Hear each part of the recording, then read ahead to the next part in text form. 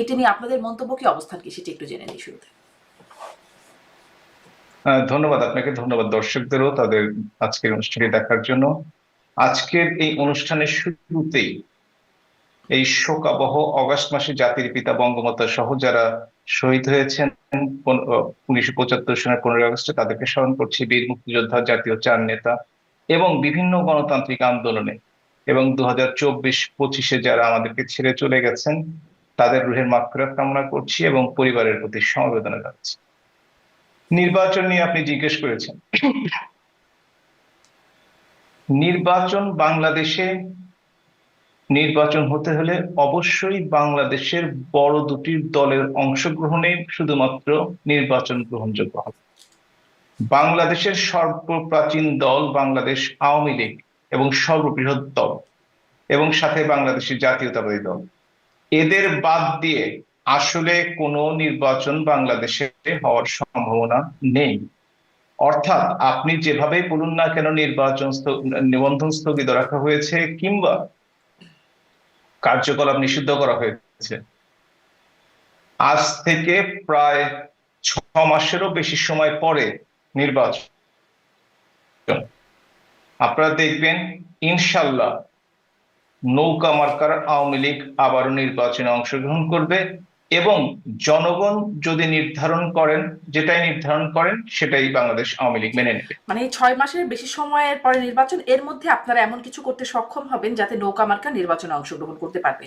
আরেকটু এই বিষয়ে একটু বিস্তারিত শুনবো, কিন্তু আপনি বলছেন বড় দুটি দলের অংশগ্রহণ ছাড়া নির্বাচন গ্রহণযোগ্য হয় না। তাহলে আপনাদের সময় যে নির্বাচন, মানে আওয়ামী লীগ আমলের কথা বলছি, দুটি নির্বাচনে, 14 নির্বাচন এবং 24 নির্বাচনে বড় দুটি দলের একটি দল নির্বাচনে অংশগ্রহণ করলো না।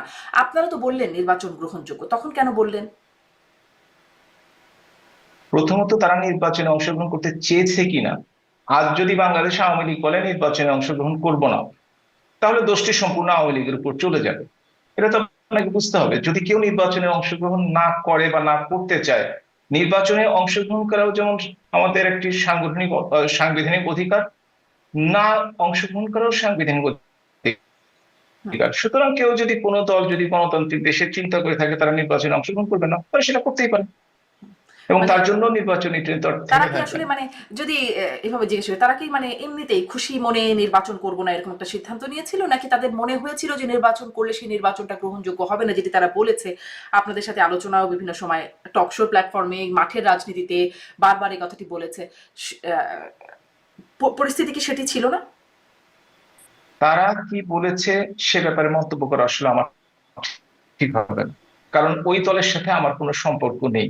তাদের দলের হাইকমান্ড থেকে কিংবা দলের সিদ্ধান্ত যদি সেটি হয়ে থাকে এবং তারা যদি সেটা বলে থাকে, সেটা সম্পূর্ণভাবে হুম। তাদের বিবেচ্য। এ ব্যাপারে অন্য একটি দলের সদস্য হিসেবে আমার সে ব্যাপারে কোনো মন্তব্য করা আসলে ঠিক হবে না। আপনার কাছে মানে এই প্রশ্নটা আমার এখন ছিল না, কিন্তু যেহেতু নির্বাচন বড় দুটি দলের কথা আপনি বললেন, সেজন্যই জিজ্ঞাসা। মানে বিএনপির অংশগ্রহণ ছাড়া তারা নিজেরা অংশগ্রহণ করেনি, তারা নিষিদ্ধ হয়নি তবু অংশগ্রহণ করেনি, সব ঠিক আছে, কিন্তু তাদের অংশগ্রহণ ছাড়া সেই নির্বাচনটি কি আপনি গ্রহণযোগ্য নির্বাচন বলবেন? দেশে বিদেশে সেটি আসলে সেভাবে আপনি জানেন কি বলা হয়, আপনি আপনাদের মতে কি সেটি গ্রহণযোগ্য এখন মনে হয়? আপনি তো জানেন যে বাংলাদেশের এই তিনটি নির্বাচন, দুটি নয় তিনটি নির্বাচন নিয়ে প্রশ্ন আছে, গ্রহণযোগ্যতা নিয়ে প্রশ্ন আছে, এ নিয়ে কোনো সন্দেহ নেই। কিন্তু বাংলাদেশের প্রত্যেকটি নির্বাচন নিয়েই প্রশ্ন আছে। আর শুধুমাত্র আপনার তিনটা নির্বাচন কথা বললে তো আসলে সেটা একটা দলকে দোষারোপ করা হয়ে থাকে। আপনি যদি 88 নির্বাচনের কথা বলেন, যে এরশাদের সময়, কিংবা মধ্য ফেব্রুয়ারি নির্বাচনের কথা চিন্তা করে থাকেন বিএনপির সময়, এই কথাগুলো যদি একসাথে বলতেন, তাহলে মনে করতাম যে একটা হুম। লেভেল প্লেইং ফিল্ড মেনটেন করা হচ্ছে, অন্তত টক শোতে, হুম। রাজপথে না হলেও, মাঠে না হলেও। তাহলে অবশ্যই বলা যেতে পারতো সেই নির্বাচনগুলোর কি অবস্থা, কিংবা না, যে ধরুন 15 ফেব্রুয়ারি নির্বাচনগুলোতে নির্বাচন সামরিক হয়েছে, শাসকরা করেছে। তারপরে আসলে সরকার বেশি দিন টিকতে পারে নাই, তারপরে আবার নির্বাচন হয়েছে, আওয়ামী লীগ এসেছে, তারপরে আবার যদি নির্বাচনে কোনো ঝামেলা হয়েছে, মানে নির্বাচনের পরে পট পরিবর্তন হয়েছে, ক্ষমতার একটা পরিবর্তন হয়েছে। কিন্তু আপনারা মানে এটা এই কারণে বারবার হয়তো আলোচনায় আসে 14, 18, 24 এবং তারপরে আর কত যে, যদি আপনারা ক্ষমতায় থাকতেন, তার কি কোনো সীমারেখা ছিল? আপনাদের কি কোনো মনস্তত্ত্ব ছিল যে সামনে নির্বাচনকে গ্রহণযোগ্য করতে আপনারা কি করবেন? কোনো পরিকল্পনা কি ছিল? আমরা তো শুনিনি তখন। আমরা কিন্তু এখনো এই কথাই বলছি যে নির্বাচন নিয়ে প্রশ্ন আছে। হুম। বাংলাদেশের যে সমস্ত নির্বাচনগুলো, সেটা ৭৯ নির্বাচন যেটা জেনারেল জিয়াউর রহমান করেছিলেন, 88 নির্বাচন জেনারেল এরশাদ করেছিলেন, ৮৬ নির্বাচন, অনেকগুলো নির্বাচন নিয়ে প্রশ্ন আছে। কিন্তু একটি ব্যাপার খেয়াল করে দেখেন, আপনি যে কথাটি বললেন যে ৮৬-৯৬ যে মধ্য ফেব্রুয়ারি নির্বাচন, সরকার কিন্তু জনপ্রিয়তা না থাকার জন্য টিকতে পারে নাই। হুম, কিন্তু আওয়ামী লীগের ক্ষেত্রে কিন্তু এইটি ঘটে নাই, এটাও কিন্তু বাস্তবতা, এটা স্বীকার করতে হবে, সে যে কারণেই হোক না কেন। হুম। তাহলে সেই জনপ্রিয়তার এত ধস হঠাৎ করে কেন হয়ে গেল যে ২৪ ভাবে আপনাদের বিতাড়িত হলো, টিকতে পারলেন না আপনারা? হ্যাঁ, এইটা একটা খুবই ভালো কথা বলেছেন, যে আসলে কি এমন হলো যে বৈষম্য বিরোধী ছাত্রদের একটা আন্দোলনের মাধ্যমে পরে জনগণ সম্পৃক্ত হয়ে আওয়ামী লীগ টিকতে পারতো না। এটা একটা খুবই ভালো প্রশ্ন করেছেন।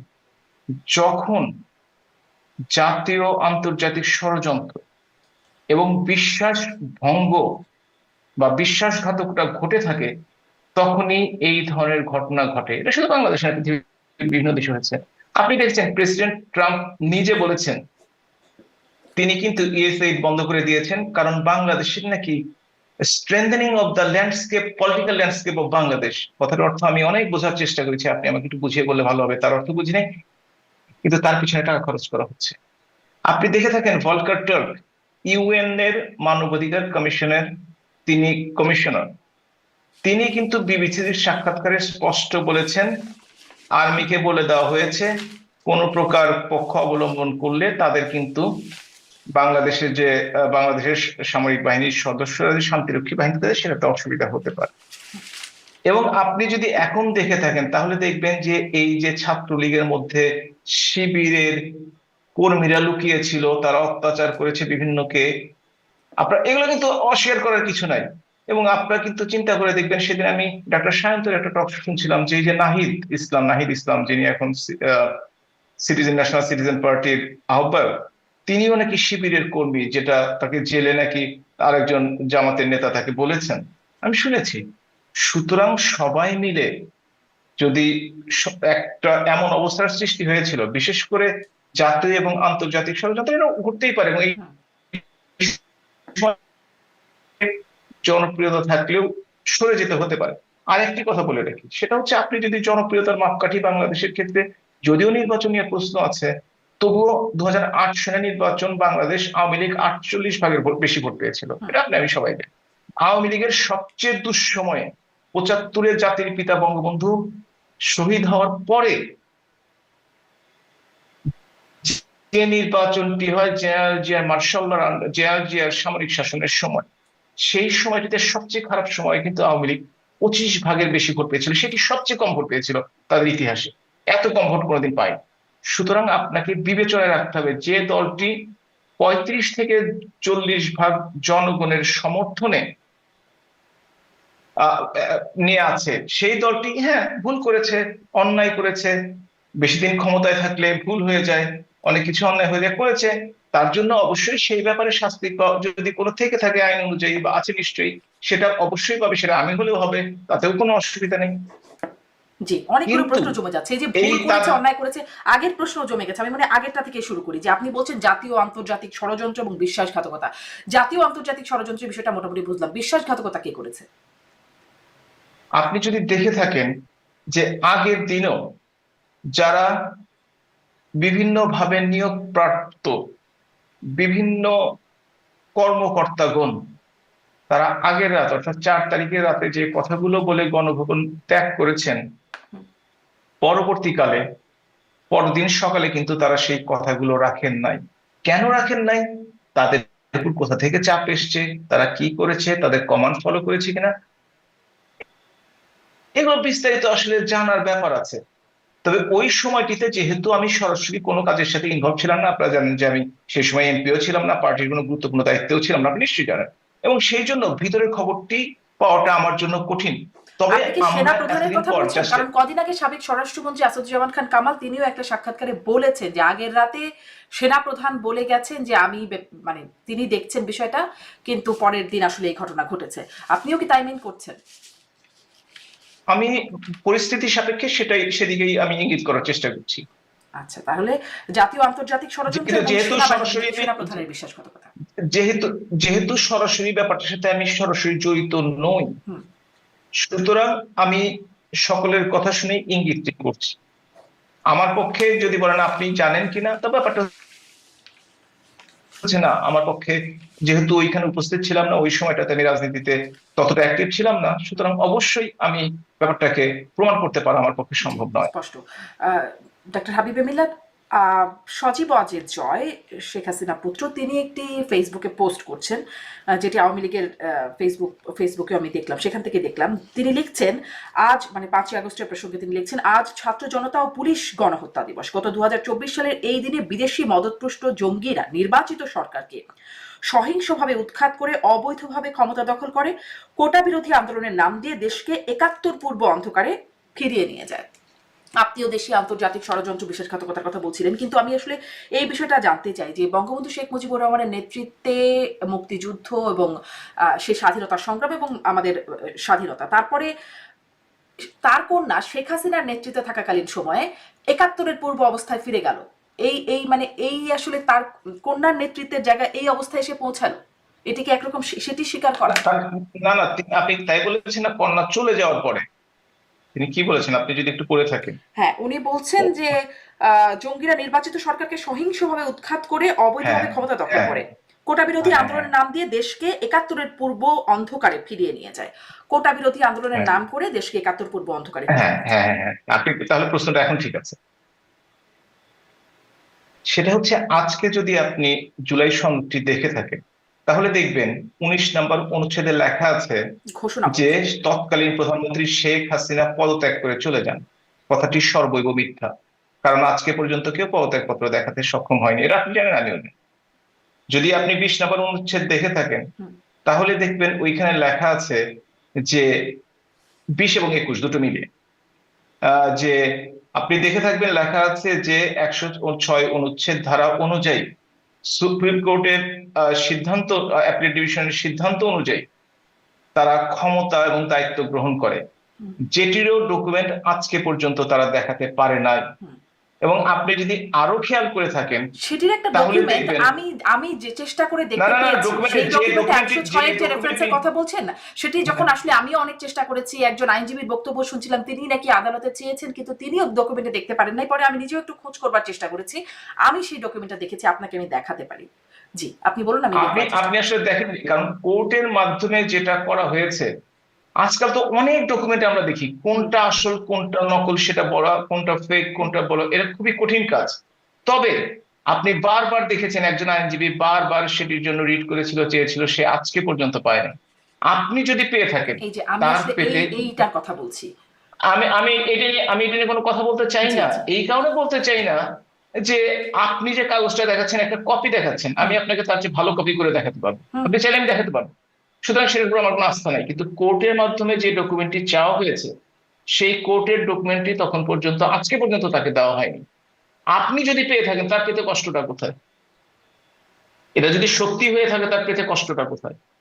সুতরাং এই ব্যাপারে আমরা আলোচনাটা, মনে হয় যে এই মোবাইলে আছে, মোবাইলে প্রতিদিনই অনেক কিছু আসে। দেখলাম এনসিপি তাদের বীরশ্রেষ্ঠ ঘোষণা করার জন্য দাবি করেছে, একটা ফেক নিউজ, হুম। ওটা তো আমার মোবাইলে এসছে। হুম। সুতরাং এই মোবাইলের নিউজ নিয়ে, ফেসবুকের নিউজ নিয়ে আমি আসলে আমি আলোচনা আসলে করতে মোবাইল ইন্টারেস্টেড ফেসবুকের না। নিউজ না, আমি মানে চেয়ে এটা জোগাড় করেছি এই কিন্তু কোর্ট কেন দেয়নি? কোর্ট কেন সেই ভদ্রলোককে দিলেন না যিনি বারবার চাইলেন? সেটা তো আপনাকে অবশ্যই বিবেচনায় আনতে হবে। সেই ভদ্রলোকও পরবর্তীতে আপনি, পেয়েছেন কিনা সেটি অবশ্য খোঁজ নেওয়া হয় নাই। না, সে সে কয়েকবার চেয়েছে এবং আজকে পর্যন্ত আমরা জানি তাকে দেওয়া হয়নি। এবং দেওয়াটা উচিত ছিল, যদি আপনি পেয়ে থাকেন, যদি সত্যিকার অর্থে হয়ে থাকে, এবং আপনি যদি জেনে থাকেন প্রধান বিচারপতি এবং ইকবালুর রহিম যারা সেখানে স্বাক্ষর করার কথা, তারা সেই সময় সেনা হেফাজতে ছিল, যেটা ক্যান্টনমেন্ট থেকে ডিক্লেয়ার করা হয়েছে। যারা সেনা হেফাজতে থেকে থাকেন, তারা কিভাবে মিটিং এ স্বাক্ষর করলেন, সেটাও তো প্রশ্ন জাগে। সে প্রশ্নগুলো তো উত্তর দিতে হবে আসলে। সুতরাং কে কোন পেপার কি ডকুমেন্ট দিল, এখন সেটা আসলে তো ডিজিটাল ভেরিফাই করার সিগনেচার বা দরকার আছে। ভার্চুয়াল সিগনেচার করবার তো সুযোগ আছে, মানে আমি জানি না যে শেষ ডেফিনেটলি সিগনেচারটা সুযোগ হয়েছে কিনা, আছে, কিন্তু করবার সুযোগ আছে। ডেফিনেটলি করবার সুযোগ আছে এবং সেটা ভ্যালিড, তাতেও কোনো সন্দেহ নেই। কিন্তু করেছেন কিনা, আপনি যেটা দেখলেন সেটা কিন্তু ডিজিটাল সিগনেচার দেখালেন না। আপনি দেখেন সেটা কালি কলমের সিগনেচার, আপনি যেটা দেখেছেন, হুম। আপনি যেটা দেখিয়েছেন আমি আসলে দেখছি এখানে একটা সবার সিল মারা আছে, আমি মানে যেটা দেখলাম নিচের দিকে বিচারপতিদের একটা নাম সিল লেখা মারা আছে, থাকবে। আহ, হুম, বিচারপতিদের নাম লেখা আছে, এবং তারপরে সিগনেচার হচ্ছে registrar general Bangladesh supreme court, তার তার হ্যাঁ, সিগনেচারটা মানে হাতের সিগনেচার। একজন সিগনেচার করা আছে। হ্যাঁ, সুতরাং এটা নিয়ে আমরা আলাপ না করাই মনে হয় ভালো, কারণ যেটা নিয়ে যে হুম। ডকুমেন্ট ভেরিফাইড না সেই ডকুমেন্ট নিয়ে আসলে টক শোতে কথা না বলাই ভালো। তো সেই জন্য বলছি যে এখন আমরা তাহলে আহ সেই কথাটিতে আসি। প্লাস আপনি যদি দেখে থাকেন সারা দেশের অবস্থা, বাংলাদেশে একটা ভয়ের পরিস্থিতি সৃষ্টি হয়েছে। বাংলাদেশের মানুষরা চাঁদাবাজিতে অতিষ্ঠ, বাংলাদেশের দুর্নীতি, এটা এটা পত্রিকায় এসছে এবং বড় বড় লোকেরাই বলেছে 5 গুণ ঘুষ বেড়ে গেছে, 4 গুণ ঘুষ বেড়ে গেছে।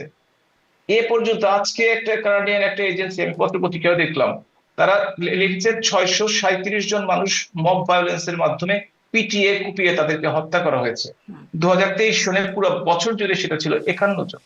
আপনি যদি দেখে থাকেন ছাত্রদের শিক্ষা জীবন নষ্ট হচ্ছে, 5 লক্ষাধিক ছাত্রছাত্রী শুধুমাত্র ছাত্রলীগের সাথে সম্পর্ক থাকার কারণে, যদিও হাসনাত সার্জিসের ছাত্রলীগের সাথে সম্পর্ক ছিল, তারা এখন বড় নেতা, অথচ যারা ছাত্রলীগের সাথে সম্পর্ক থাকার কারণে অনেকে ক্লাসে যেতে পারছে না, অনেকে পরীক্ষা দিতে পারছে না, অনেকে আবার পরীক্ষা দিয়েও রেজিস্ট্রেশন করতে পারছে, পরীক্ষা দেওয়ার জন্য রেজিস্ট্রেশন করতে পারছে না, অনেকে সার্টিফিকেট পাচ্ছে না। হুম। এই ধরনের ঘটনা ঘটেই যাচ্ছে। এবং সবচেয়ে যে বড় ব্যাপারটি ঘটেছে যে বাংলাদেশের ইতিহাসে 11 মাসে 3,62,000 গ্রেপ্তার হয়েছে। সেটা বাংলাদেশের কোন সরকারের সময় ছিল না 54 বছরের ইতিহাস। বাংলাদেশে একসাথে 116 জন জনপ্রতিনিধি অর্থাৎ সংসদ সদস্য জেলে আছে, এই ঘটনা বাংলাদেশের ইতিহাসে কোনোদিন হয়। এরকম গণ অভ্যুত্থান কি বাংলাদেশের বাংলাদেশের ইতিহাসে, ইতিহাসে কোনোদিন হয়েছে? বা মানে সব এমপি মন্ত্রী যারা বাংলাদেশে সবাই দেশ ত্যাগ করেছেন বা পালিয়ে বাংলাদেশের গেছেন, গণ অভ্যুত্থান, আমার কথা শুনুন, 69-এ কি হয়েছে আপনি ইতিহাস ভুলে যাবেন না। ও তো বাংলাদেশের আগে আর কি। 69-এ প্রকৃত প্রকৃত গণ অভ্যুত্থান হয়েছে, বাংলাদেশে যার বলছি। মাধ্যমে 1971 সনে বাংলাদেশ স্বাধীন হয়েছে।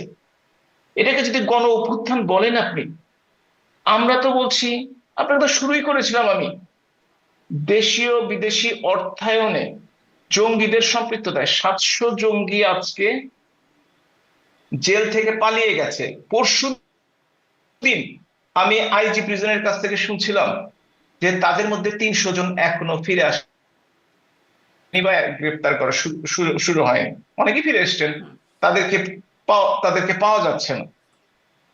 আপনি দেখেছেন জাতির পিতার বঙ্গবন্ধু ভবন 2 দিন ধরে গুড়িয়ে দেওয়া হয়েছে, সেই সময় সেনাবাহিনী উপস্থিত ছিল, পুলিশ উপস্থিত ছিল, কেউ কোনো বাধা দেয়নি। আপনি দেখেছেন হিজবুত তাহির বাংলা এবং আনসারুল্লাহ বাংলা টিমের পতাকা নিয়ে বাংলাদেশে মিছিল করতে, আপনি দেখেছেন, আপনি একজন নারী, আপনি নারী স্বাধীনতায় বিশ্বাস করেন, সেই নারীদেরকেও বাংলাদেশ ব্যাংক ড্রেস কোড দিয়ে পরে উঠিয়ে নেয়। ফুটবল খেলতে তাদেরকে মানা করা হয়, নাটক বন্ধ করে দেওয়া হয়েছে বাংলাদেশে। বাংলাদেশের যে সংস্কৃতি সেটা কিন্তু বাঙালি সংস্কৃতি, সেই সংস্কৃতিকে তারা ভিন্নভাবে প্রভাবিত করার চেষ্টা করছে। আপনি যেটা বলছেন যে বাংলাদেশে জঙ্গিদের কথা বলছেন যে কিন্তু এই মাইনরিটিদের জঙ্গিরা তো উপর যে হুট করে অত্যাচার উদয় হলো করা না। হয়েছে, মানে আপনি যেটা বলছেন ডাক্তার হাবিবি মিলাদ, এই জঙ্গিরা তো হুট করে উদয় হলো না। এরা মানে বা 5ই আগস্টের পরে একদিনে সব বের হয়ে আসলো বিষয়টা এরকমটা না। এদের গ্রুমিং হয়েছে, এদের বিস্তার হয়েছে, সেটি তো হয়েছে, যদি হয়ে থাকে সেটা তো আপনাদের আমলে হয়েছে। তার দায় আপনাদের, মানে সেই বিষয়ে আপনাদের ব্যর্থতা আপনারা নেন কিনা? এখানে এই ব্যাপারে অন্তত ব্যর্থতার কথা বলবেন না। বাংলাদেশে হোলি আর্টিজনে 24 জন মানুষ মারা গেছে, বিদেশি নাগরিক অনেক সহ, সেটাতেও নাকি জঙ্গিবাদের কোনো হামলা হয় নাই, এটা নাকি একটা সাজানো নাটক ছিল। এই ধরনের ঘটনাগুলো আজকে বলা হচ্ছে সংবাদপত্রে এবং বিভিন্ন উপদেষ্টার মাধ্যমে। আপনি দেখেন জঙ্গিবাদের পৃথিবীর সর্বত্র জঙ্গিবাদ আছে, কোথাও ইংল্যান্ডেও আছে, আমেরিকায় আছে, এবং সেইখানে জানান দিয়ে আসে না, ঘটনা ঘটার পরে স্কুলে ছেলেরা মারা যাওয়ার পরে কিংবা মসজিদে মুসলিমরা নিহত হওয়ার পরে সেটা খবর হয়, তাদেরকে অ্যারেস্ট করা হয়, তাদেরকে বিচার করা হয়। বাংলাদেশে কিন্তু হোলি আর্টিজানের পরে শোলাকিয়াতে আক্রমণ করতে গিয়েছিল ঈদের নামাজে, আপনার নিশ্চয়ই খেয়াল আছে, এবং তাদের 2 জনকে তখন হত্যা করা হয় জঙ্গিকে। তারপর থেকে কিন্তু জঙ্গিরা বাংলাদেশে মাথা উঁচু করে দাঁড়াতে পারে নাই, এবং যে কোনো ঘটনার আগেই তারা কিন্তু গ্রেপ্তার হয়ে গেছে। সুতরাং উত্থানটা যে আওয়ামী লীগের সময় হয়নি, আর যারা বিস্তার, ছিল আমি বলছি তাদেরকে বিস্তার। বিস্তার এবং তাদেরকে জেলে পোড়া হয়েছে, তাদেরকে শাস্তির আওতায় হয়েছে। 21শে অগাস্ট গ্রেনেড হামলায় হয়েছে তো অস্বীকার করবেন? অস্বীকার করতে পারবেন না। সেখানে সব আসামিকে খালাস দেওয়া হয়েছে, কেউ কি দায়ী না? এটা কিতে এটা কিতে কি হয়েছে এটাতে যে এই গ্রেনেড গুলো আকাশ থেকে বৃষ্টির মতো বা শিলা বৃষ্টির মতো শিলের মতো পড়েছে, যে কেউ এর সাথে দায়ী না? তাই হচ্ছে ওই শিল বা ওই মেঘ, তারা কিভাবে মুক্ত হয়? সুতরাং জঙ্গিবাদকে যদি আশ্রয় প্রস্তাব দেওয়া হয়, স্বাধীনতা বিরোধী জামাতের কথা বলেন, আমরা দোষ করেছি, অপরাধ করেছি, 15 বছর ক্ষমতায় ছিলাম, অনেক কিছু করেছি আমরা, কিন্তু জামাত ইসলামের মতো তো অপরাধ আমরা করি নাই। 30 লক্ষ শহীদ হয়েছে জামাতে ইসলাম এবং তাদের দোসর পাকিস্তানিদের হাতে, 2 লক্ষ মা বোনের সম্ভ্রম গেছে, সেই অপরাধটি তো আমরা করি নাই কখনো। এরশাদের সময় চিটাগাংয়ের লালদিঘির ময়দানে 24 জনকে গুলি করে একসাথে হত্যা করা হয়েছে। 21শে অগস্ট আমার বিএনপির সময় করা হয়েছে, একই দিনে। সবগুলো হত্যাকাণ্ডে আমরা ঘৃণা করি, তাদের বিচার চাই। এই গণ অভ্যুত্থানের সময় জাতিসংঘ বলছে 1400 মানুষ হত্যা। জাতিসংঘের রিপোর্টটি যদি আপনি দেখে থাকেন, দেখেছি। আপনারা কি একটু চেয়েছিলেন যে জাতিসংঘ আপনার রিপোর্টটি 1400 লোকের একটি লিস্ট দিন? কেউ চেয়েছিলেন আপনারা একবারও? নাকি 1400 লোক চুপ করে গেলেন? আজকে যদি আপনি সনদটি দেখে থাকেন, আপনি একটু ভালো করে পড়বেন, দেখেন ওইখানে 1000-এর কথা লেখা আছে, তাহলে 400 ওনারা বাদ দিয়ে দিলেন। স্বাস্থ্য মন্ত্রণালয় থেকে যে রিপোর্টটি বেরিয়েছে 834 জনের, তার মধ্যে গত 25 দিনের যদি গেজেট দেখেন 8 জন বাদ দেওয়া হয়েছে। সেই তালিকাটা তো এখনো পূর্ণাঙ্গ, আরো যোগ হচ্ছে। 1 বছরে যে সরকার তালিকা পূর্ণাঙ্গ করতে পারে না, সেটা একটি ব্যর্থ সরকার। যে সরকার যে আমি আসছি, যে সরকার যে শহীদদের রক্তের উপর দাঁড়িয়ে প্রতিষ্ঠিত, এই ডিজিটাল যুগে তাদের যদি সংখ্যা তারা নির্ধারণ না করতে পারে, এখনো যদি অপূর্ণ লিস্ট থেকে থাকে 1 বছর পরে, এই সরকার দেশ চালানোর যোগ্যতা রাখে না। আপনাকে যে কথা বলছিলেন 1400 লোক মারা গেছে, জাতিসংঘের রিপোর্টটা কি আপনারা কেউ চ্যালেঞ্জ করেছেন? যে সরকার বলছে সনদের মধ্যে 1000, স্বাস্থ্য মন্ত্রণালয় বলছে 834 থেকে 8 জন বাদ দিলে 826 জন। জামাতি ইসলাম 10 খণ্ডের একটা বই বের করে 10টি বই বের করেছে, তাতে 691 জন। তাহলে আপনি 1400 কই থেকে পেলেন? এটা তো আমার জানার দরকারই আছে। আপনারা চ্যালেঞ্জ করেছেন কি? আমরা তো আজকাল আমরা চ্যালেঞ্জ, আমি ব্যক্তিগতভাবে আমরা চ্যালেঞ্জ করেছি, বিভিন্ন অনুষ্ঠানে চ্যালেঞ্জ করেছি, আমি চ্যালেঞ্জ করেছি। জাতিসংঘকে সরাসরি চ্যালেঞ্জ করার উপায় নাই, মানে আনুষ্ঠানিকভাবে আমি তো ব্যক্তিগতভাবে চ্যালেঞ্জ করার অধিকার রাখি না। আমি চিঠি লিখেছিলাম জাতিসংঘকে, যখন জাতিসংঘ টিম আসে আমি বলেছিলাম আপনারা সকলের ইন্টারভিউ নিচ্ছেন, আমি ক্ষতিগ্রস্ত। আমি সেই সময় যে এলাকায় হত্যাকাণ্ডগুলো ঘটেছে সেই এলাকায় উপস্থিত না থাকা সত্ত্বেও, সেই সময় রাজনৈতিক ভাবে, যদি আওয়ামী লীগের সদস্য, আমি গর্বিত সদস্য সবসময় বলি, কোন পদে না থাকা সত্ত্বেও, কোন জনপ্রতিনিধি না থাকা সত্ত্বেও আমার বিরুদ্ধে অনেকগুলো মিথ্যা হত্যা মামলা দেওয়া হয়েছে। আমি বলেছিলাম আমি ইন্টারভিউ দিতে রাজি আছি, আমি পালিয়েছিলাম ঢাকাতে, তখন আমি লুকিয়েছিলাম একটা বাসায়, আমি ইমেলে যোগাযোগ করি তাদের সাথে, তারা আমার ইন্টারভিউ নেওয়ার কোনো প্রশ্ন আসে। আমি চাইলে আপনাকে ইমেলের কপিগুলো এখনো পাঠিয়ে দিতে পারি, আপনি সেগুলো নিয়ে একটু দিতে পারেন তাদেরকে, যে সেপ্টেম্বর মাসে, আপনার সম্ভবত অক্টোবর মাসে তারা এসেছিল, আমার যতদূর খেয়াল হয় সেপ্টেম্বরে আমি তাদেরকে নির্দিষ্ট সময় দিয়েছিল, তারা এত তারিখের মধ্যে চিঠি দিতে হবে, আমি সেই চিঠিটি তাদেরকে দিয়েছিলাম, কয়েকবার দিয়েছি, কিন্তু আজকে পর্যন্ত। আপনার জানা মতে কারো ইন্টারভিউ নিয়েছে আওয়ামী লীগের? আমার জানা মতে, আমি তো সকলকে বলতে পারবো না, তবে আমি যতদূর শুনেছি যে আওয়ামী লীগের তেমন কারো ইন্টারভিউ নেয়নি, এটা নাকি এক পেশে ইন্টারভিউ নেওয়া হয়েছে। তবে এই মন্তব্যটা করা ঠিক হচ্ছে না এই কারণেই, যেহেতু সব আওয়ামী লীগের সাথে আমার তো যোগাযোগ করা সম্ভব হয়নি। তবে আমি আমার কথা বলতে পারি, আমি ইমেল দিয়ে বারবার কনফার্ম করেছি, 2বার যখন ভলকার টুয়ার্ক আসছিল তখন ইমেল দিয়েছি, এবং তার টিম আসছিল তখন ইমেল দিয়েছি, কিন্তু তারা কোনো রেসপন্স করেনি আজকে পর্যন্ত। জি, আপনি আমাকে পাঠাবেন, আমি পরবর্তীতে যখন কারোর সাথে কথা বলবার সুযোগ হবে আমি জিজ্ঞাসা করব যে আসলে কেন ইন্টারভিউ বা কাদের ইন্টারভিউ নেওয়া হয়েছে। আমি আজকে রাতেই আপনাকে ইমেলে করে পাঠিয়ে দেব। আমি একটু আসি যে, মানে আপনি বলছিলেন যে মানে ভুল অন্যায় অনেকেই তো করেছেন, 15 বছর ক্ষমতায় ছিলেন, বিশেষ করে গণ অভ্যুত্থানের সময় যে পুলিশের আচরণ, আপনি অতীতের হত্যাকাণ্ডগুলোর কথা বলছিলেন, সেই সময় যে হত্যাকাণ্ডগুলো তার আগে নির্বাচনকে কেন্দ্র করে একে একে মানে ক্ষোভ, হত্যাকাণ্ড পরবর্তীতে এসে আমি বারবারই এই প্রশ্নটা করি, মানে দেশের ভেতরে এই বিষয়টা আলোচনা হয় যে আপনারা কি অনুশোচিত, আপনারা কি এটার জন্য ক্ষমা চাইবেন। কদিন আগে আওয়ামী লীগের সাধারণ সম্পাদক ওবায়দুল কাদেরকেও আমি প্রশ্নটা করছিলাম, তিনি বলছেন ক্ষমা চাইবেন, দেশে যদি ক্ষমা চাইতে হয় দেশে ফিরে দেশের মাটিতে দেশের মানুষের কাছে ক্ষমা চাইবেন। মানে আপনাদের কি আনুষ্ঠানিক কোনো কথাবার্তা হয়েছে যে আপনারা ক্ষমা চাইবেন, অনুশোচনা প্রকাশ করবেন, হয়েছে এরকম এক বছরে? আমি আপনাকে বলেছি যে আওয়ামী লীগের কোনো নীতি নির্ধারণী পর্যায়ে আমি কেউ না।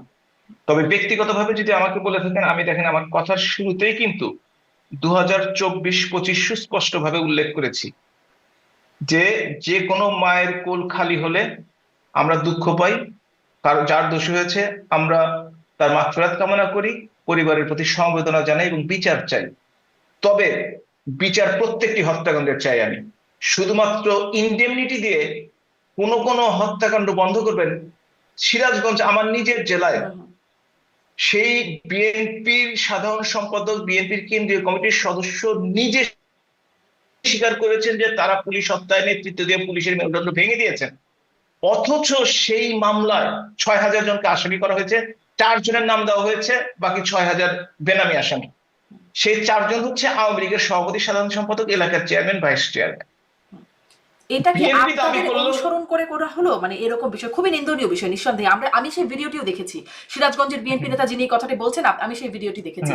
কিন্তু আপনাদের সময় ধরেন যখন আবু সাইদ হত্যাকাণ্ড হলো তখন এফআইআর হলো, এফআইআর এ সব বিএনপি নেতাদের, যে পুলিশকে দেখা গেল গুলি করতে প্রথমত তার নামও ছিল না বা কারো নামই ছিল না, থাকলেও সব বিএনপি জামাতের নেতাদের বিরুদ্ধে, নেতাকর্মীদের বিরুদ্ধে মামলা হলো। ওই একই প্রক্রিয়ার অনুসরণ হচ্ছে।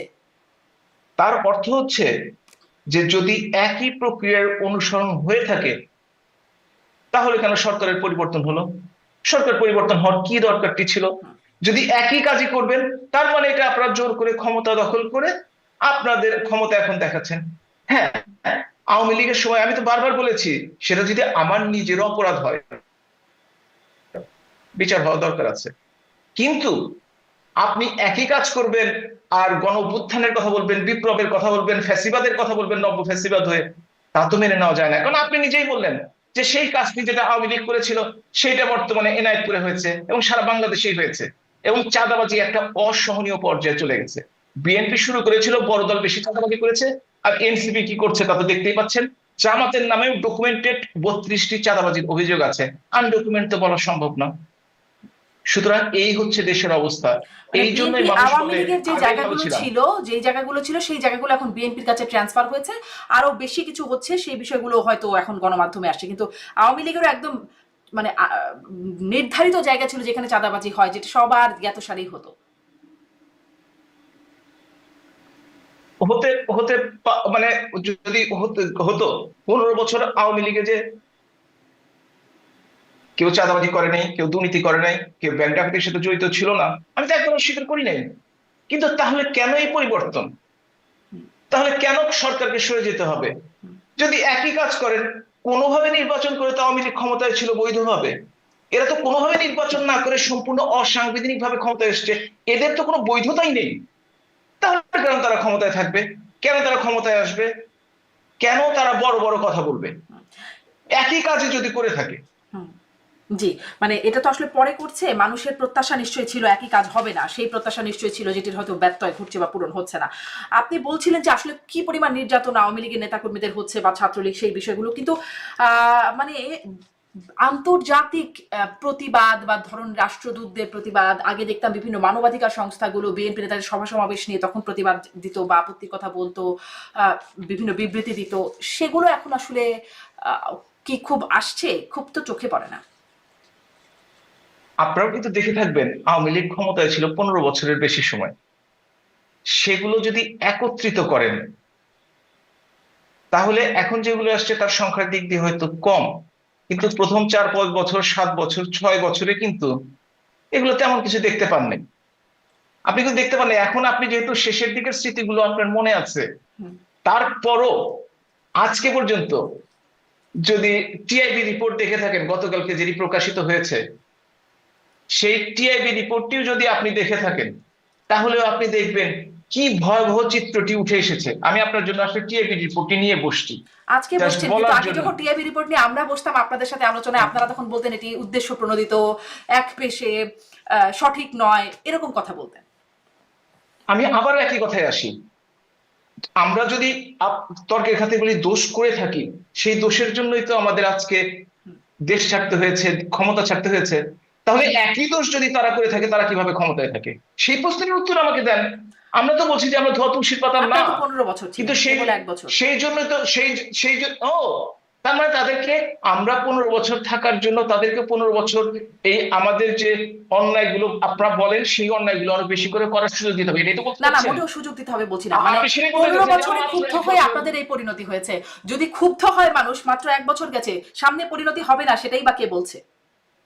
সেটা বলছেন এই যে আপনাদের মতো লোকজনই বলছেন, কারণ আপনারা উঠিয়ে আনেন গল্প যে এই সময় এই ঘটনাটি ঘটেছে। আপনি 15 বছরকে 15 দিয়ে ভাগ করুন, আর এই বছরকে তুলনা করুন। আমি 2023 সালের একটি ঘটনা আপনাকে বলেছি, যে বাংলাদেশে মব লিঞ্চিং এ, মব ভায়োলেন্সে 51 জন মারা গেছে 2023। আর অগাস্ট 2024 থেকে আজকে পর্যন্ত ডকুমেন্টেড ডেথ, নট আনডকুমেন্টেড, আরো বেশি হবে, 637 জন। আজকে এই সরকার 637 জন, আবার দেখায়, ইন্টারন্যাশনাল ম্যাগাজিন একটা যেমন ধরুন আমি দেখছিলাম ইউএনএইচসিআর, দেখেন। Sorry HRW, human rights watch, তারা বলছে বাংলাদেশে মানবাধিকার রক্ষায় ঘাটতি দেখছে, তারা এই সময়টা বলছে আর কি, ঘাটতি দেখছে। তবে শেখ হাসিনার নেতৃত্বাধীন সরকারের 15 বছর শাসনামলে ভয় ও দমন পীড়ন এবং ব্যাপকভাবে জোরপূর্বক গুমের মতো ঘটনা ঘটেছিল, সেটি কিছুটা অবসান হলেও রাজনৈতিক প্রতিপক্ষকে নির্বিচারে আটক এবং মানবাধিকার রক্ষার জন্য এখনো পদ্ধতিগত সংস্কার সম্ভব হয়নি।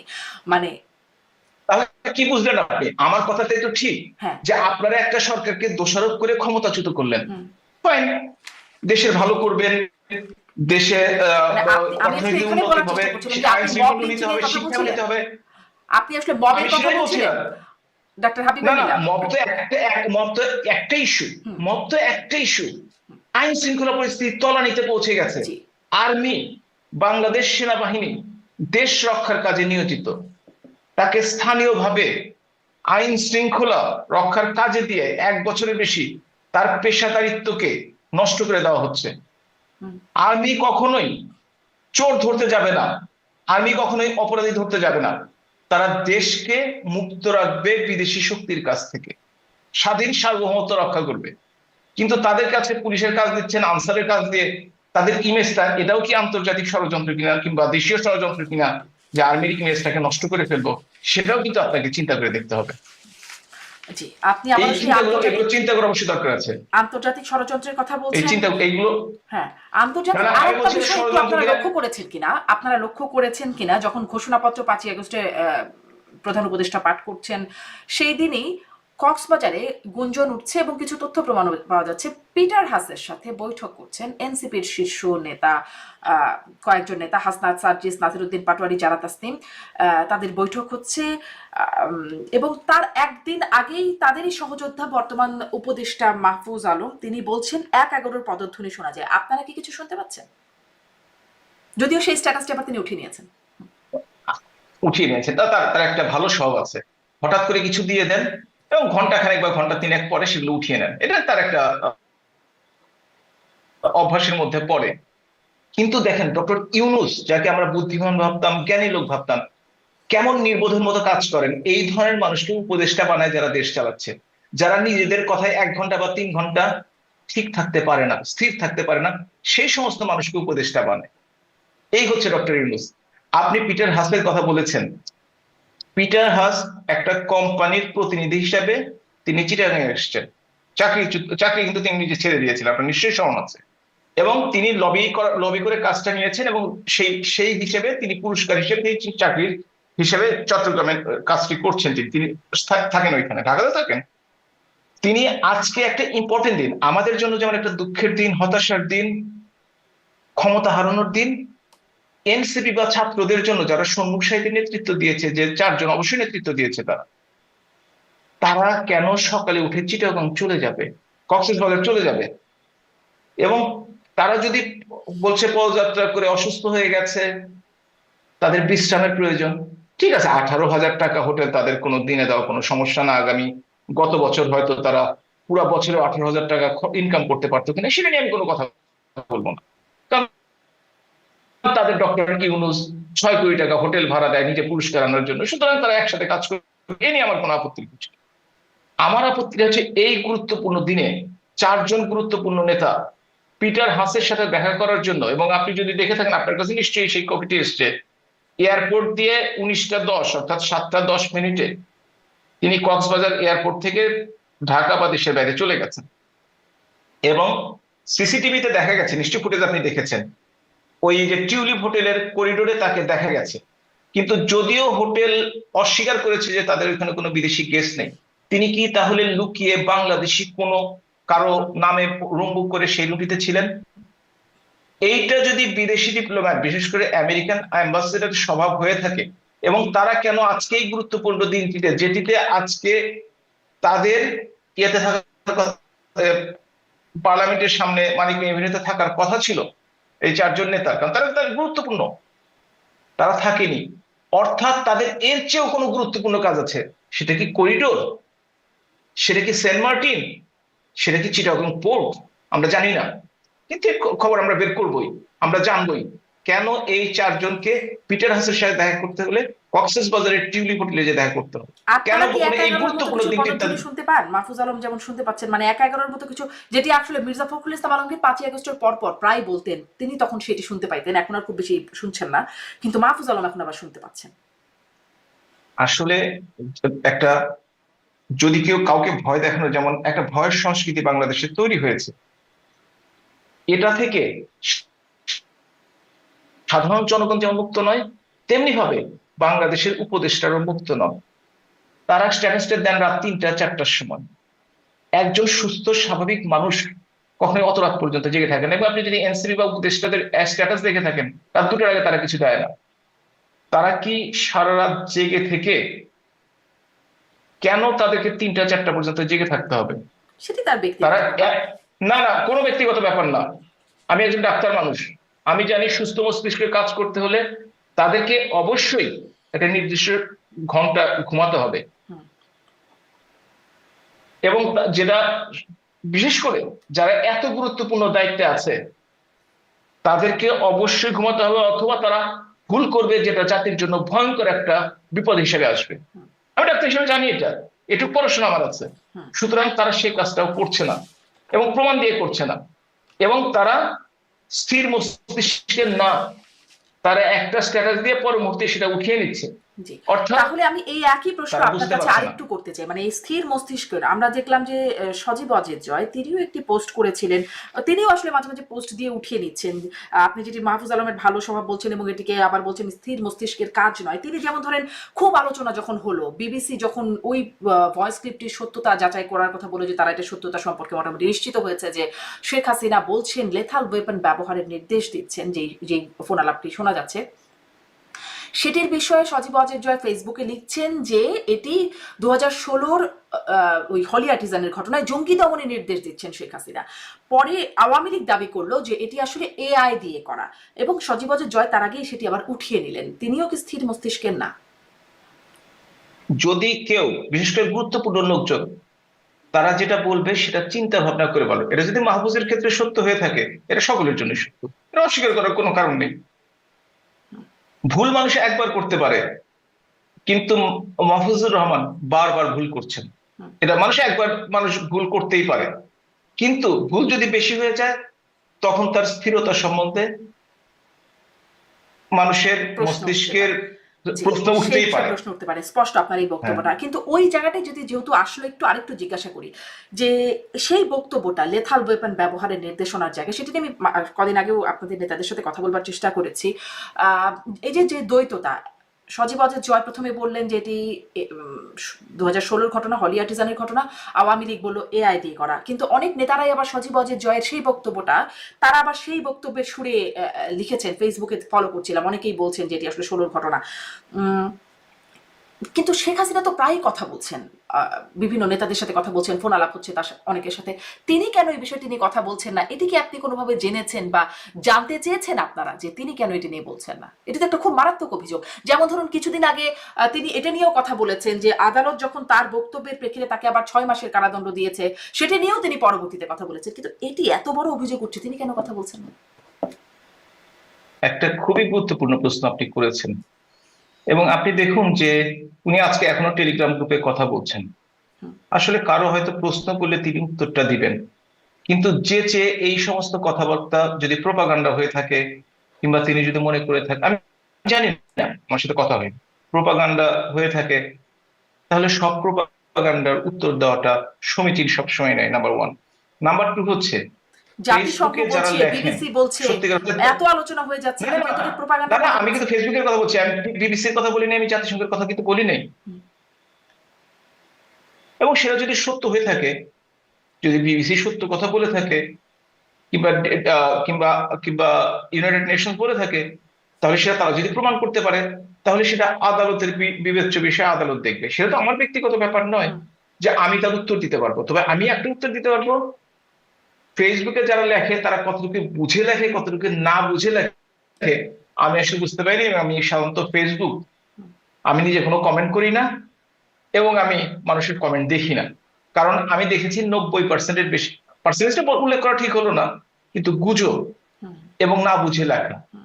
এবং আপনি নিশ্চয়ই খেয়াল করে জি, দেখবেন। জি, ফেসবুকের সুতরাং খবরকে ফেসবুকটাকে আমি আসলে খুব আসলে খুব সত্যতা একটা হিসেবে, সোশ্যাল মিডিয়া হিসেবে দেখি, জি, এটার কোনো জার্নালিস্টিক মাপকাঠি থাকে না, জি, ধরা সেটি যাবে ঠিক। না, ধরা আহ, যাবে না। সেটি ঠিক। আমার প্রশ্নটা ছিল এখানে যে এত জি। ভয়াবহ অভিযোগ, যেটির সত্যতাও বলছে বিবিসি আছে, সেটি নিয়ে এত আলোচনা, আওয়ামী লীগে দুইবার দুই রকম কথা হলো, মানে স্বয়ং শেখ হাসিনা কেন এটা নিয়ে কোনো কথা বললেন না? তিনি নানান বিষয় নিয়ে কথা বলছেন, তার বিরুদ্ধে মামলা হ্যাঁ হচ্ছে হ্যাঁ, সে বিষয়ে অবশ্যই বলছেন। অবশ্যই। হ্যাঁ হ্যাঁ, কথা ঠিক একদম। আপনি দেখেন ডক্টর ইউনূস, তিনি এক এক জায়গায় এক এক কথা বলছেন, আমি উদাহরণ দিতে পারি, 5-6টা বলে যেতে পারি, কিন্তু তিনিও কিন্তু ব্যাখ্যা দিচ্ছেন না যে তিনি কেন এই জায়গাতে এই কথাটি বললেন, পরবর্তী কথাটি অন্য জায়গায় বললেন। সুতরাং যারা ইম্পর্টেন্ট লোক তারা কিন্তু হয়তোবা এই ব্যাপারগুলো অ্যাভয়েড করার চেষ্টা করেন, আমি জানি না, না জেনে এই কথাটি বলছি, হয়তো অ্যাভয়েড করার চেষ্টা করেন, এবং সেটা আমার মতো একজন ক্ষুদ্র মানুষকে জিজ্ঞেস করা বা আমার কাছে উত্তর জি, বের করা মানে এক এক সময় এক আসলে এক কথা সম্ভব নয়। বলা, এটি একটা বিষয়, এটি একটা বিষয়, এটি একটা মানে নেতিবাচক বা সমালোচনা করার মতো বিষয় হতে পারে। আর এরকম একটা অভিযোগ যে দেশের মানুষের উপর লেথাল ওয়েপন ব্যবহারের নির্দেশ দিচ্ছেন খোদ প্রধানমন্ত্রী, তার বিরুদ্ধে যখন এই অভিযোগটা উঠছে এবং যখন সেটি তার দল অস্বীকার করছে, আমার প্রশ্নটা, এটা আমার নিজের প্রশ্ন নিজেই জাগে, যে যদি অস্বীকার করার মতো বিষয় হয়, শেখ হাসিনা কেন নিজে বলছেন না যে এটি আসলে সঠিক ও না, এবং আমি ও যেখানে আমি দুই রকম আমি কথা আমি আসলে আপনার ভুলে দলের গেছিলাম, মধ্যেই চলে আসছে। আমি আসলে ভুলে গিয়েছিলাম, আপনি আমাকে মনে করিয়ে দিলেন। আসলে দল থেকে এটা অস্বীকার করা হয়েছে, এবং দল থেকে বলা হয়েছে এটা সত্য নয়। হুম, হুম, এআই দিয়ে দল করা। থেকে তিনি তিনি তো দলের সভাপতি, তার উত্তর তো আপনি পেয়ে গেছেন। দল সভাপতির মতামত ছাড়া কোনো কিছু লিখতে পারবে না, বিশেষ করে সভাপতি সম্বন্ধে। সুতরাং এটা তো আপনার মনে আর কোনো প্রশ্ন থাকার হুম। কিন্তু দরকারই নেই, প্রশ্ন আপনি তো থাকার কথা, শুনেছেন। কারণ এখন সজীবদের সপ্তমী, জয় আবার হ্যাঁ, কার, না তার না তো না, আবার মা, সপ্তমী এবং দলেরও সদস্য সপ্তমী তার মাও, তিনি কিনে কেন এটা লিখে দিলেন যে না, সেটা তো উনি উঠিয়ে নিয়েছেন, দেখলাম আমরা। কিন্তু দল থেকে যদি কোনো বিবৃতি দিতে হয়, এখন তাহলে আদালতের প্রমাণ হবে হুম, এইটা নিয়ে। সুতরাং এটা নিয়ে পুনः জি, জি, সেটা নিয়ে আপনাদের কাছে বেশি আলোচনা গুরুত্বপূর্ণ মনে করার হচ্ছে কিছু না, নাই, মানে দলের আদালতে সভাপতি প্রমাণ হিসেবে হওয়ার যদি জায়গাটা তো অনেক অনেক দূরের ব্যাপার। আর আদালতে আসলে ওই যে 21শে আগস্টের মতো ঘটনাও আমরা দেখে ফেলি যে কিছুই হয় না, আবার আবার অনেক কিছুই হয়ে যায়, আবার মামলার, মানে আপনাদের আমলেও আদালতের অনেক কিছু আমরা দেখে, যেটা অনেক কথা বলতাম, আবার আদালত নিয়ে বেশি কথা বলে সেটা আদালত অবমাননাও হয়ে যেত, ভয়ে ভয়ে কথা বলতাম, এখনো হয়তো তাই বলতে হয়।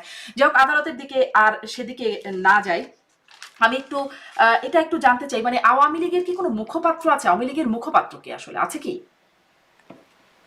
প্রত্যেকটি দলের সাধারণত মুখপাত্র হচ্ছেন, যদি দলের সভাপতি না হন, সাধারণ সম্পাদক, এটাই স্বাভাবিক নিয়ম। হুম, তো সেই হিসেবে বাংলাদেশ আওয়ামী লীগের যদি কেউ মুখপাত্র হয়ে থাকেন, তাহলে বাংলাদেশ আওয়ামী লীগের সাধারণ সম্পাদকই হওয়ার কথা, এবং সেটাই।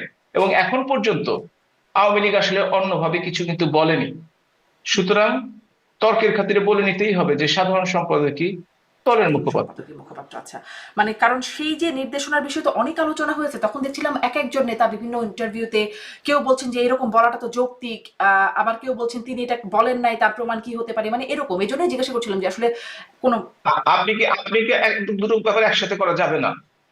একটা হচ্ছে আওয়ামী লীগের অফিসিয়াল পেজ থেকে যদি কোনো কিছু আসে, এটা আওয়ামী লীগের অফিসিয়াল ডিক্লারেশন। আর ব্যক্তিগত হিসেবে যত বড় নেতাই হোক না কেন, যাই বলুক না কেন, হুম, সেটা তার ব্যক্তিগত মতামত হতে পারে। কারণ সেই সময় তো তাকে জিজ্ঞেস করা হয়নি যে আপনি দলের পক্ষ থেকে বলছেন না আপনি দলের নেতা হিসেবে ব্যক্তিগতভাবে বলছেন, এটা তো জিজ্ঞেস করা হয়নি সেই সময়। জি। কিন্তু সাধারণভাবে যখন আমরা দলের নেতাদের সাথে কথা বলি, খুব ব্যক্তিগত জায়গা থেকে আলাপচারিতা করি না আর কি, আনুষ্ঠানিক আলাপ আলোচনায়, তখন আমরা একটু দলের না না, আমি কিন্তু ওই ব্যক্তিগত বলিনি। হুম, যেমন একটা দলের সিদ্ধান্ত থাকে, সেটা বলা হয় দলের মিটিং এর মাধ্যমে বা কোনোভাবে, কিংবা হুম দলের মুখপাত্র যদি বলেন, সেইটা দলীয় সিদ্ধান্ত।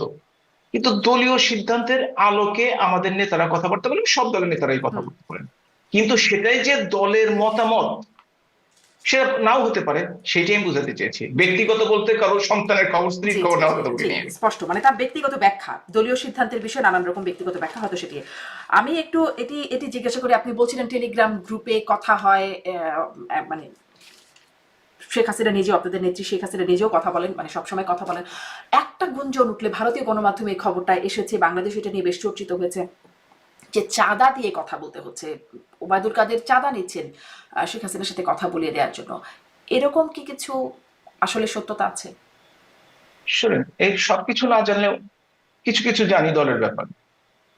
এবং আপনি যদি যে কথাটি বললেন, এটা আপনি ওই ফেসবুক থেকে বলছেন, না না, এটা কোনো ভারতীয় ভেরিফাইড। গণমাধ্যমে আসছে, এটা আমি আমি বের একটা করে কথা দিই। বলি, আপনার কোনো ভেরিফাইড কোনো সোর্স নাই, আপনি তাকে চ্যালেঞ্জ করে দেখেন। হুম ভারতীয় গণমাধ্যমগুলোতে একটা ব্যাপার আমি খেয়াল করি, বাংলাদেশে যেমন সব, যখন যে দল ক্ষমতায় থাকে, সবগুলো গণমাধ্যম সাধারণত তাদের সাথে একটা সুন্দর সম্পর্ক রেখে তাদের না চটিয়ে কাজকর্ম করে যায়।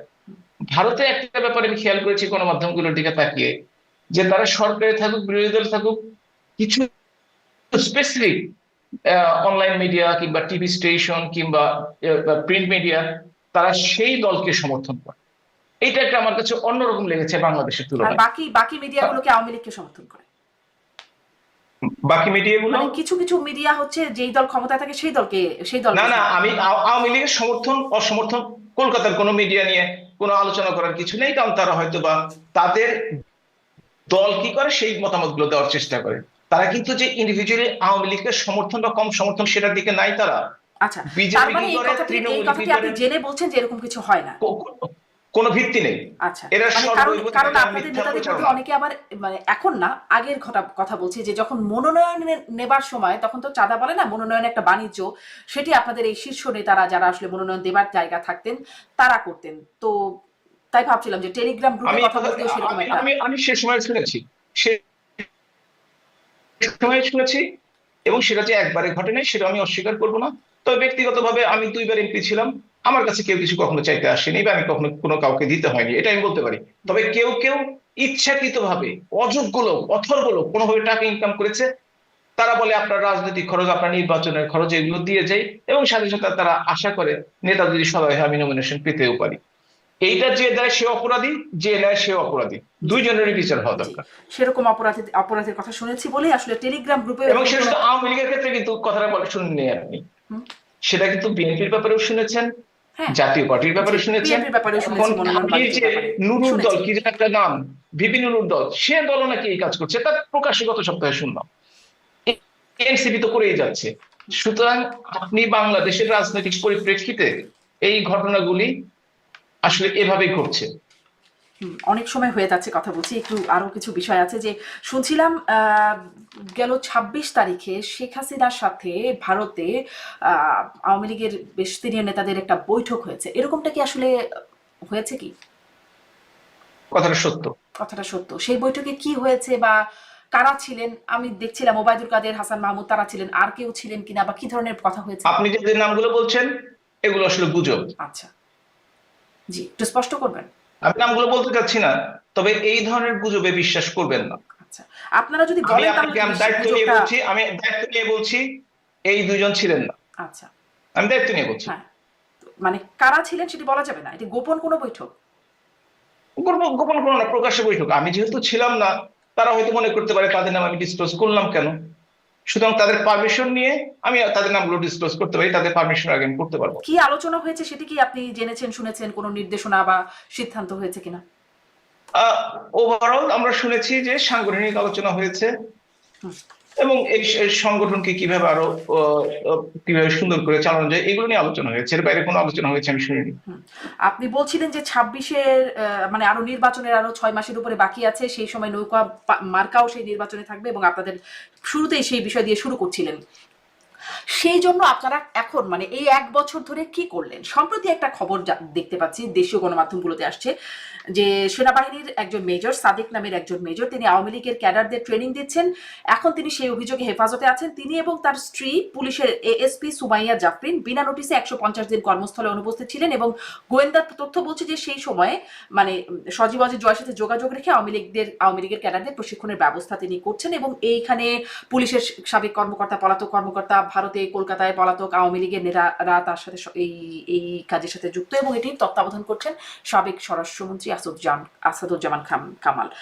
এটির বিষয়ে আপনি জানেন কি, বা যারা আসলে? আমি সত্যিকার অর্থে এই অন্তর্বর্তীকালীন সরকারের অযোগ্যতা অথর্ব একটি সরকার, যে সরকারের একজন মেজর পর্যায়ের সামরিক কর্মকর্তা 150 দিন অনুপস্থিত থাকেন, একজন সুপারিনটেন্ডেন্ট অফ পুলিশ 150 দিন অনুপস্থিতিতে তারা কোথায় থাকে এই খবরটি রাখতে পারে না। এই সরকারের ক্ষমতায় থাকার কোনো অধিকার নাই। আপনি চিন্তা করে দেখেন, এখন এটা জানছেন যে আপনারা 150 দিন অনুপস্থিত থাকার পরে ধরলেন। আপনি বলছেন তারা ট্রেনিং দিচ্ছে, আপনি বলছেন তারা তাদেরকে মিটিং করছেন। গোয়েন্দা সংস্থা কই ছিলেন আপনারা? বাংলাদেশে তো গোয়েন্দা সংস্থার কম নেই, আর গোয়েন্দা সংস্থার সদস্য সংখ্যারও কম নেই। এবং আপনি একটা কথা চিন্তা করে দেখেন, যেখানে আওয়ামী লীগের 10 জনের মিছিল হলে ওই এলাকা থেকে 50 জন গ্রেপ্তার হয়ে যায়। আওয়ামী লীগের 5 মিনিটের মিছিল হলে পুলিশ ধাওয়া করে, সেইখানে 200-300, আপনি বলেননি 200, আমি বলছি মিটিং যখন 200-300 লোকই হওয়ার কথা, তারা মিটিং করলো দিনের পর দিন, ট্রেনিং নিল দিনের পর দিন, তাদেরকে কেন ধরা হলো না? আওয়ামী লীগের কোথাও মিটিং হয়েছে, এনসিপি বৈষম্য বিরোধী নাম দিয়ে তারা ঘেরাও করে। ঢাকা শহরে মিটিং হলো, পত্রিকায় দেখেছি, বসুন্ধরা মিটিং হয়েছে, যেখানে এনসিপির শক্তিশালী অবস্থান, অনেকগুলো বেসরকারি ইউনিভার্সিটি আছে, তারা কেন ধরলো না? এটা কি কোনো নাটক? এটা কি কোনো বলতেই পারেন মানে গোয়েন্দা ব্যর্থতার কারণে সরকারের অযোগ্য বলছেন। আপনাদেরও তো গোয়েন্দা ব্যর্থতার কারণে আপনারা জানলেন না যে কিভাবে আপনাদের মানে জঙ্গিদের আন্দোলন হলো বা জঙ্গিরা মুভমেন্ট করলেন কিভাবে কিভাবে বিশ্বাসঘাতকতা, দেশি বিদেশি ষড়যন্ত্র, আপনারাও তো ঠিক সেই সময় ফিগার আউট করে উঠতে পারলেন না। আপনি যেটা বলছেন কি যে এই সরকারও টলমল অবস্থায় আছে, যে কোনো সময় চলে যাবে? আপনার কথা শুনে তাই মনে হচ্ছে যে আমরা যদি ওই গোয়েন্দা অযোগ্যতার কারণে দেশ ছাড়তে হয়, তাহলে এই সরকারের কি ওই একই কারণে তাদেরকে খুব তাড়াতাড়ি দেশ ছাড়তে হবে? মাহফুজ আলম তো 11-এর পদধ্বনি শুনতে পাচ্ছেন। উনি হয়তো নাট্যকার মানুষ, মানে সাংস্কৃতিক মনা মানুষ কিনা জানি না, দায়টাই দেখি, হয়তো বা পদধ্বনি শুনে যে পায়ের আওয়াজ পাওয়া যায় এই ধরনের কথাবার্তা লিখেছেন। তো উনি কি শুনেছেন, ওনার কাছ থেকে শুনতে হবে, আমরা বলতে পারবো না। বিশ্বাস করেন ব্যক্তিগত ভাবে তাকে আমি চিনি না, কোনোদিন দেখিও না উপদেষ্টা হওয়ার আগে। আচ্ছা, মানে কিন্তু গোয়েন্দা ব্যর্থতার কথা বলছেন, কিন্তু এরকম কিছু হয়েছে কিনা? গোয়েন্দা ব্যর্থতা আছে ধরে নিলাম, এরকম কিছু হয়েছে কিনা আওয়ামী লীগের একজন সদস্য হিসেবে? এটা তো সরকারের পক্ষ থেকে আরো ক্লিয়ার ক্লারিফিকেশন দেওয়া উচিত। সেটি তদন্ত হচ্ছে। একজন যদি এই ধরনের একজন সার্ভিং অফিসার, একজন না 2 জন সার্ভিং অফিসার যদি এই ধরনের কাজ করে থাকে, তাহলে তো তাদের ডিপার্টমেন্ট এবং তাদের বাংলাদেশের প্রচলিত আইন অনুযায়ী তাকে আইনের আওতায় আনার কথা। আজকে পর্যন্ত তো তাকে তো আমি কোনো কোর্টে নিতে দেখি নাই। কোনো একজনকে অ্যারেস্ট করলে 24 ঘন্টার মধ্যে যদি থানায় হাজির না করা হয়, এইটা মানবতা বিরোধী অধিকার, যেটা ইন্টারন্যাশনাল হিউম্যান রাইটস। আর বলে কি হবে জানেন হাবিব মিল্লাত, মানে সেগুলোর দাবি দেওয়া তো কোনো আমলেই আমরা খুব কথা বলে সেগুলো কোনো, তাহলে সরকার পরিবর্তন কেন হলো? জি, সেটাই হয়তো মানুষের আশা হতে পারে, সেই বিষয়ে হয়তো হতে পারে। এখন অনেকেই বলছেন, অনেকেই সেটি বলছেন, কিন্তু আমি আসলে আপনার কাছে জানতে চাচ্ছিলাম যে আপনাদের দলের ভিতরে নেতাকর্মীরা ভারতে যারা আছেন তাদের মধ্যে এটা হচ্ছে, আলোচনা হচ্ছে বা তারা সম্পৃক্ত আছেন, পুলিশের সাবেক কর্মকর্তা, সাবেক স্বরাষ্ট্রমন্ত্রী, আপনি আমি সেটা খবরের কাগজে দেখেছি কয়েকদিন আগে, এবং একটা ফেসবুকে বেশ বড় স্ট্যাটাস দেখলাম, একজন আমাকে পাঠিয়েছে, হোয়াটসঅ্যাপে দেখি যে লেখা আছে কবে গ্রেপ্তার হয়েছে, কি হয়েছে। ও আচ্ছা, তাই নাকি? আমার মনে সন্দেহ হলো যে আওয়ামী লীগ 10 জনের মিছিল করতে পারে না বাংলাদেশে, তার বিরুদ্ধে পুলিশ র্যাব সব নেমে যায়, সেইখানে মাসের পর মাস ধরে মিটিং করবে 150 দিন, মানে হচ্ছে 5 মাস। এটাও কি বাংলাদেশে সম্ভব? আর এটা যদি সম্ভব হয়, তাহলে সরকারের জন্য আসলে তাদের বিদায়ের ঘন্টা বাজছে, পদধ্বনি শুনতে ঠিকই পাচ্ছে সে। বিদায়ের ঘন্টার পদধ্বনি। জি, আপনারা একটু আপনাদের সামনের পরিকল্পনা শেষ করব। আপনি আপনি কি একটু সামনে আপনাদের আপনি বলছিলেন 6 মাস এর বেশি সময় আছে, তারপরে নির্বাচন, তখন নৌকা মার্কা থাকবে। আপনাদের সামনের পরিকল্পনা কি নানান গ্রুপে আলোচনা হয়, মানে আপনাদের নিজস্ব গ্রুপগুলোর মধ্যে আলোচনা হয়, সেখান থেকে আপনি একটু বলতে পারেন যে আপনাদের কেমন পরিকল্পনা হচ্ছে? অবশ্যই পরিকল্পনা হচ্ছে, আমাদের অবশ্যই দীর্ঘদিন ক্ষমতায় থাকার কারণে আমাদের কিছু ভুল দ্রষ্টুটি ছিল, সেগুলো কাটিয়ে উঠে যে আওয়ামী লীগ 76 বছরের দল বাংলাদেশের প্রত্যেকটি গণতান্ত্রিক আন্দোলনে নেতৃত্ব দিয়েছে, বাংলাদেশের মহান মুক্তিযুদ্ধে নেতৃত্ব দিয়েছে, বাংলাদেশকে স্বাধীন করেছে সারা বাংলাদেশের জনগণকে সাথে নিয়ে, সেই দলটি আবারও ফিরে আসবে জনগণের কাছে। জনগণ যদি চায় তারা নির্বাচিত হবে, জনগণ না চাইলে তারা থাকবে না। এই আলোচনাগুলোই বারবার আমাদের মধ্যে হয়। জি, মানে সেই আসলে ফিরে আসার আহ, মানে সেই পরিকল্পনাটিকে, সেটাই আমি জানতে চাচ্ছিলাম। একটা ফিরে বিষয় আসা মিস নির্ধারণ করে করে। ফেলেছি, মানে জনাব সজীব ওয়াজেদ জয় সম্পর্কে কথা বলছিলাম, সেখানে তিনি কদিন আগে ভারতে শেখ হাসিনার সাথে দেখা করেছেন, তার মায়ের সাথে দেখা করেছেন, বেশ নিরিবিলি ভাবেই দেখা করেছেন। সম্ভবত 7 দিনের মতো সময় তিনি ছিলেনও সেখানে। অনেক আলোচনা হয়েছে। কোনো বিশেষ আলোচনা হয়েছে কিনা সেই বিষয়ে কোনো জানাশোনা আছে কি? আপনি একটু আগে বলছিলেন যে ছেলে মায়ের সম্বন্ধে মন্তব্য করেছে, সেটা তো ঠিক হওয়া দরকার। মা ছেলে যখন একসাথে কথা বলে, তখন কি বাইরের লোকের জানার সেই সুযোগটি আছে? না, এবং সেটা তিনি তো যে আছে। এসেছেন, শুধু তিনি মা তার সাথে ছেলেই দেখা নন, দেখা করেন আসলে নাই একটি কারোর বড় সাথে। দলের একটা বড় দলের সভাপতি এবং প্রধান। প্রধান। হ্যাঁ। বলা হচ্ছে ভবিষ্যৎ উত্তরাধিকারী, এই গুজবটা বা এই গুঞ্জন, গুজব বলবো না, গুঞ্জনটাও চাউর হয়েছে। এজন্যই বিশেষ করে, সেটি তো আপনাদের জানার কথা, এরকম কিছু জানেন কিনা? আমরা জেনেছি পত্রিকার মাধ্যমে চলে যাওয়ার পরে যে তিনি দিল্লিতে এসেছিলেন। এবং আপনি জানেন যে এই প্রথম কিন্তু এই যে 6 জন নেতার সাথে দেখা করলেন, হুম। এর আগে কিন্তু কোন নেতার সাথে এই বছরের 11.5 মাসের পরে, আরো পরে, হুম। প্রায় 12 মাসের কাছাকাছি সময়, সুতরাং যে সময়টিতে উনি এসেছিলেন সেই সময়টিতে কারো যাওয়ার বা কারো দেখা করার কোনো সুযোগ ছিল না। বা কি আলোচনা হয়েছে সেটিও জানবার সুযোগ হয়নি। কোনো জানবার সুযোগ হয়নি, কারোই ভবিষ্যৎ হয়নি। নেতৃত্বে আসছেন জয়, এরকম একটা খবরও আসছে, সেটির কি কোনো শুনেছেন কিনা বা জানেন কিনা? মাননীয় প্রধানমন্ত্রী জননেত্রী শেখ হাসিনা বলেছেন, বাংলাদেশ আওয়ামী লীগের সম্মেলনে কাউন্সিলররা যাকে নির্বাচিত করবে তিনি দায়িত্বে আসবেন। আচ্ছা, কদিন আগে আমার অনুষ্ঠানেই